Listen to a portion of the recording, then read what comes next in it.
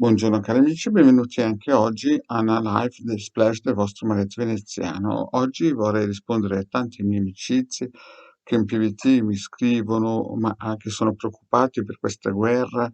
Mi dicono, Maretto, tu che l'avevi prevista già dal 2000-2010, cosa dici, cosa ci consigli di fare e via dicendo. Allora, il titolo parla chiaro. Dopo l'Ucraina, quale sarà il prossimo stato che la Russia attaccherà? Allora, prima di tutto bisogna partire dal presupposto chiaro. La Russia molto probabilmente ha attaccato l'Ucraina perché da fonti autorevoli di giornali online si parla che l'Ucraina aveva 24 basi americane di bioterrorismo, cioè in poche parole stavano costruendo un virus o un'arma batteriologica che avrebbe dovuto in teoria colpire il popolo russo, almeno secondo alcuni analisti, no?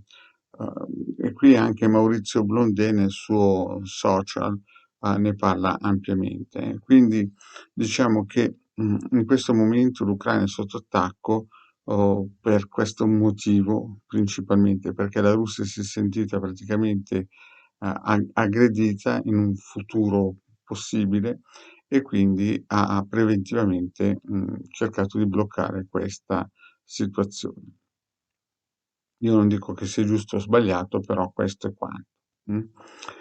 Adesso, se oggi, no, dopo 13-14 giorni di bombardamenti l'Ucraina si dovesse fermare a ricostruirsi, ci metterebbe dai 5 ai 10 anni a cercare di ritornare a una normalità come la aveva almeno 20 giorni fa. Quindi come minimo ci metterebbe 5 anni o 10 a dipendenza dagli aiuti che avrebbero dagli Stati Uniti e dai paesi europei.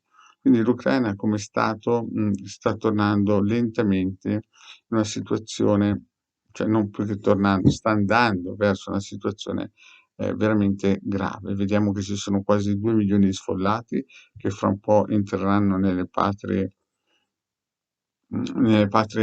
europee, quindi Inghilterra, anche se non è dentro l'Europa, la Svizzera, l'Italia, la Germania, dovranno in un certo senso accollarsi questa situazione di aiutare queste popolazioni che principalmente non c'entra niente, perché queste basi batteriologiche certamente non le hanno volute loro. I russi di conseguenza hanno anche cercato e questo è un'informazione del Jerusalem Post, che nell'Ucraina stavano cercando di costruire una mini bomba atomica per poi fare una fake, cioè praticamente una false flag, per poi iniziare una guerra con tutta l'Europa verso la Russia. Quindi la Russia, sapendo queste cose, chiaramente ha anticipato. Il problema è che, come ho già detto in altre pillole, chi ci guadagnerà da questa guerra non sarà sicuramente l'Europa, non sarà sicuramente la Russia, ma purtroppo sarà o la Cina, da un certo punto di vista, che sicuramente comincerà a fare l'occhiolino a Taiwan e cercarla di conquistare, e gli Stati Uniti. Quindi diciamo che gli Stati Uniti non vogliono proprio entrare in guerra contro la Russia per il semplice fatto che ci smenerebbero troppo, però lascia una patata bollente alla- all'Europa, la quale non sa più come smarcarsi. E adesso il problema è che sia i polacchi che la Romania, che la Slovacchia, che la Moldavia confinano direttamente con l'Ucraina. Purtroppo, o per fortuna, dipende dai punti di vista, chiaramente l'unico Stato che sembra motivato ad aiutare i- i- i- gli ucraini è la Polonia, perché ha dato permesso alle proprie basi aeree di aiutare la popolazione ucraina.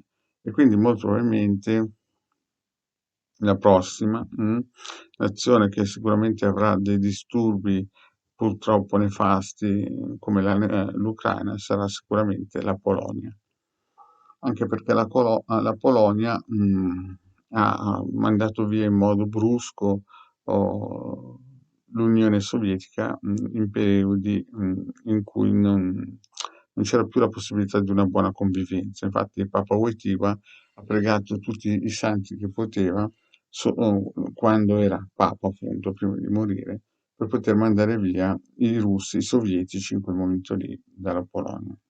Quindi Marietto pensa che dalle informazioni che si trovano sul web e dalle indagini radiostesiche, una delle prossime nazioni che molto probabilmente avrà dei contatti a fuoco con la Russia, con la Federazione Russa, è la Polonia. Bene, cari amici, grazie e alla prossima. Ciao.